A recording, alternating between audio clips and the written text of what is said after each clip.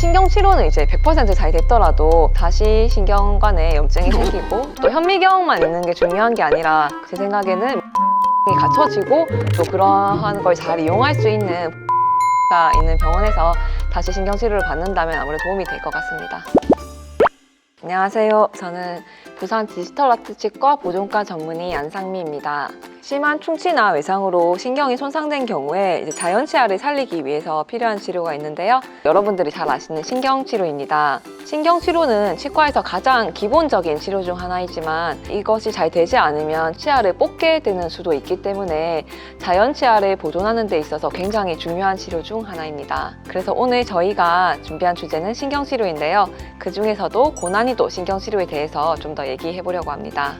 쉽게 설명드리면 신경치료는 머리카락보다도 작은 신경관을 찾아서 처치를 하는 치료인데요. 여러 개의 신경관 사이가 그물망처럼 이어져 있어가지고 경우에 따라서는 굉장히 난이도가 높을 수 있는 치료입니다. 예를 들어서 신경관이 막혀 있거나 우리가 생각하는 일반적인 위치에 있지 않거나 또 신경관 안에 오염이 너무 심한 경우에도 깨끗하게 만들기가 어렵기도 하고 특히나 이제 재신경치료까지 했는데도 치료가 안 된다 하면 이제 수술적으로 신경치료를 하는 경우도 있는데 이런 경우도 굉장히 난이도가 높을 수 있는 치료입니다. 실제로 저희 병원에 내원하시는 환자분들 중에서는 이전에 신경치료를 받았는데 치아가 왜 아프죠? 이렇게 말씀하시면서 오시는 분들이 많으시거든요. 신경치료는 이제 100% 잘 됐더라도 이전에 금을 미처 못 본 경우에 금을 통해서 다시 오염이 되기도 하거든요. 또 어떤 경우에는 풍치가 바깥에 생겨가지고 반대로 역으로 오염이 되면 다시 신경관에 염증이 생기고 통증이 발생할 수 있습니다.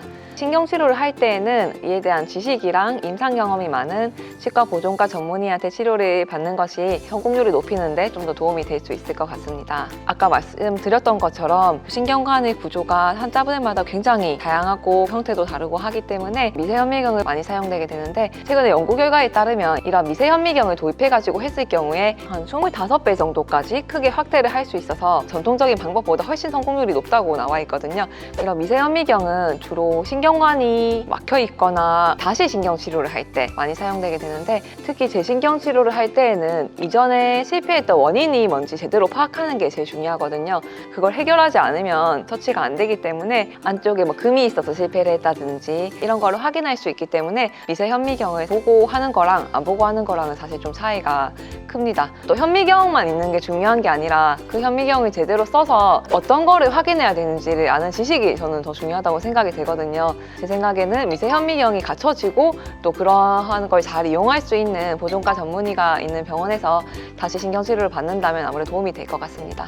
환자분들 중에서는 간혹 이제 다른 치과에서 신경관이 막혀서 아니면 이제 미세현미경이 필요해서 대학병원에 가라고 했어요 이렇게 말씀하시면서 오시는 분들이 있는데 꼭 대학병원이 아니더라도 미세현미경이 있고 또 보존과적 지식을 가진 그런 보존과 전문의가 있는 곳에서는 처치가 가능한 경우가 많습니다. 앞서 말씀드렸던 것처럼 좀 난이도가 높거나 아니면 재신경치료가 필요할 때 이제 보존과 전문의가 이런 치아를 살리는 데 도움을 좀 줄 수가 있습니다. 치아를 무조건 살리는 것만이 좋은 게 아니라 보존할 만한 상태가 아니라고 판단되면 빨리 제거를 하고 이제 그에 대한 치료를 하는 게 오히려 낫다고 생각되고 그러한 정확한 판단에 도움을 줄 수 있는 것도 보존과 전문의의 역할이라고 생각합니다. 오늘은 이렇게 고난이도 신경치료에 대한 이야기를 나눠봤는데 저희 영상이 도움이 되셨다면 구독과 좋아요 부탁드리겠습니다. 감사합니다.